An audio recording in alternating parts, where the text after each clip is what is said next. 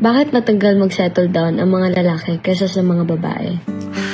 Una sa lahat, magkaiba kasi ang sinusunod na oras ng mga lalaki kaysa sa mga babae pagdating sa pagsasettle down or pag-aasawa. Kayong mga babae, ang sinusunod nyo ay biological clock. Sa amin namang mga lalaki ay financial clock. Biological clock, ibig sabihin, 20 to 30 yung fertility stage nyo. So mas advisable na bago kayo dumating ng 30 ay nag-aasawa na kayo.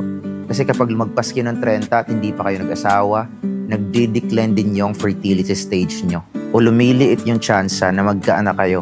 At saka yung prime years din kasi ng mga babae ay nasa edad 16 to 25. Ibig sabihin, yan yung mga panahon na sobrang blooming nyo, na sobrang physically attractive nyo, maraming maghahabol sa inyo mga lalaki kahit wala pa kayong pera.